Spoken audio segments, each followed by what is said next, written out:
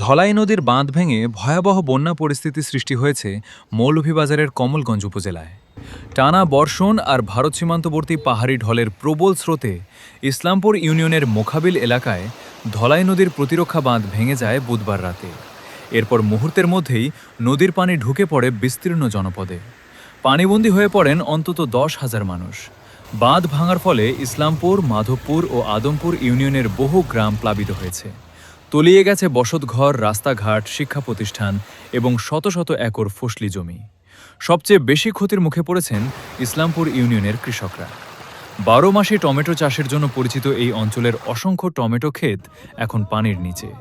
স্থানীয় বাসিন্দা ইসমাইল হোসেন বাবেলের দাবি, শুধু টমেটো ফসলেই অর্ধ কোটি টাকার বেশি ক্ষতি হয়েছে। গতকালকে দলাই নদীর প্লাবিত হয়ে মোকাবিল যে একটা বাঁধ ছিল, বাঁধ ভেঙে কয়েকটা জায়গায় বাঁধ ভাঙছে। মোকাবিল, তারপর জসিম ব্রিক্স, একটু উপরে এসে জসিম ব্রিক্স, তারপর শ্রীপুর, ওই জায়গায় বাঁধ ভেঙে আমাদের গ্রাম প্লাবিত। আমাদের গ্রামের লোকজন হচ্ছে খেটে খাওয়া কৃষক মানুষ। আমাদের গ্রামে মৌলভীবাজার জেলার মধ্যে সবচেয়ে বেশি 12 মাসি টমেটো উৎপাদন হয় আমাদের অঞ্চলে, আমাদের এলাকায়। ওইখানে প্রায় অর্ধ কোটি টাকার মতো টমেটো, মানে যারা চাষ করছে ওরা এদের ফসল পানি তলিয়ে নিয়েছে। বন্যার পানিতে ভেসে গেছে অনেক পুকুরের মাছও। কৃষকদের বছরের পরিশ্রম, বিনিয়োগ আর স্বপ্ন যেন এক রাতেই তলিয়ে গেছে বন্যার পানিতে। সরেজমিনে দেখা গেছে অনেক পরিবারের ঘরে পানি ঢুকে পড়েছে।